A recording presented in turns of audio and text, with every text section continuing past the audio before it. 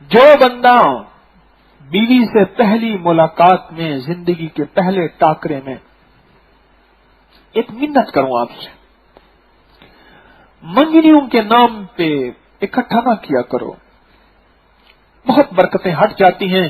شادیوں کی ناکامیوں کی بنیادی وجہ میں نے بہت کھپا ہوں، اس لیے کہ شاید میری عمر سے یہ تجربہ میرے پاس زیادہ ہے، شاید میری عمر سے یہ تجربہ میرے پاس زیادہ ہے۔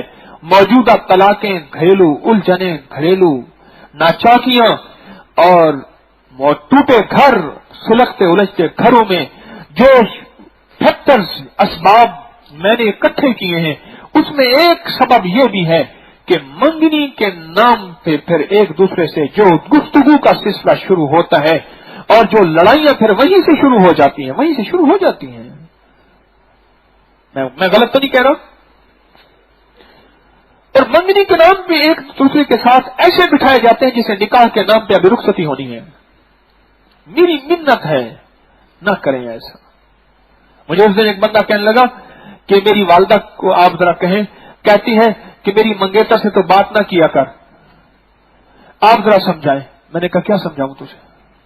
وہ ٹھیک کہتی ہے، تیرا گھر بچ جائے گا اس لیے ٹھیک کہتی ہے، تیری زندگی میں سکھ آ جائے گا، سانسوں میں سکھ آ جائے گا۔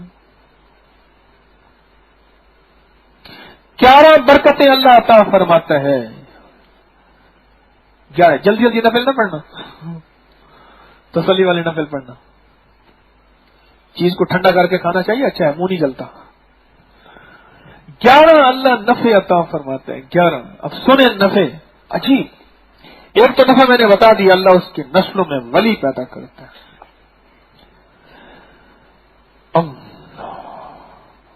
دوسرا فرمایا اللہ جل شانہ جن سجدوں اور رکوع کے ابتدا سے اس بندے نے اپنی زندگی کی ابتدا کی، اللہ نے اس کو اولاد دی تو اللہ اس اولاد سے رکوع سجدے نہیں چھینے گا، یعنی اپنی بندگی نہیں چھینے گا۔ تیسرا اللہ جل شانہ اس کو اور اس کی نسلوں کو خواہشات کا غلام نہیں بنائے گا۔ کیوں؟ ابھی خواہش تھی لیکن خواہش کو توڑا، حکم کو نہیں توڑا۔ خواہش کو ڈیلے کیا، حکم کو پہلے کیا۔ رب نے اپنے اس حکم کی قدردانی پہ اللہ ساری زندگی، تیسرا فائدہ بتا رہا ہوں گنتے جانا، اللہ ساری زندگی اس کی نسلوں کو خواہشات کا غلام نہیں بنائے گا۔ اور چوتھا فائدہ اللہ پاک اس کی نسلوں کو ظاہری حسن عطا فرمائے گا۔ اور پانچواں فائدہ اللہ اس کی نسلوں کو باطنی حسن عطا فرمائے گا۔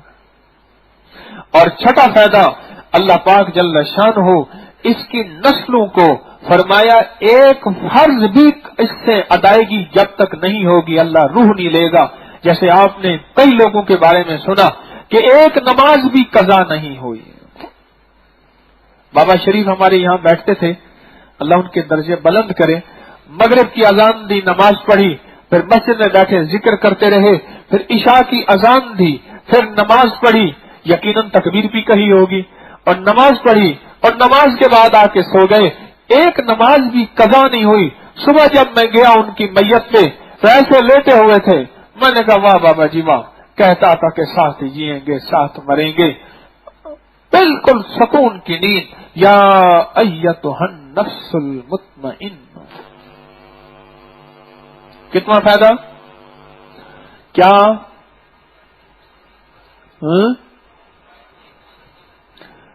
فرض نہیں اللہ کا، اللہ اس سے فرض اس کے اوپر نہیں، فرض پورے کروا کے پھر اپنے پاس بلائے گا۔ اور ساتواں فائدہ سنیں، فرمایا اللہ جل شانہ نماز میں اللہ نے روزی کی برکت رکھی ہے، اللہ اس کو اس کی نسلوں کو سدا روزی کی برکت دے گا، روزی کی برکت دے گا۔ کتنے فائدے ہو گئے؟ اور آٹھواں فائدہ فرمایا اللہ اس کو ظاہر کا ایسا نور عطا فرمائے گا جس سے حق باطل کو پہچان لے گا۔ اور نواں فائدہ سنیں، فرمایا اللہ کریم جل شانہ آخری وقت میں کلمہ عطا فرمائے گا۔ اور 10واں فائدہ سنیں، فرمایا اللہ اس کو اور اس کی نسلوں کو فقر اور بھکاری ہونے سے بچائے گا۔ نماز میں برکت ہے، نماز میں نور ہے۔ یا رسول اللہ، ابو ہریرہ عرض کرنے یا رسول اللہ सल्लल्लाहु अलैहि वसल्लम, मैं बीमार हूँ, फरमाया नमाज पढ़। आका ने फरमाया मफहूम है, नमाज में शिफा है।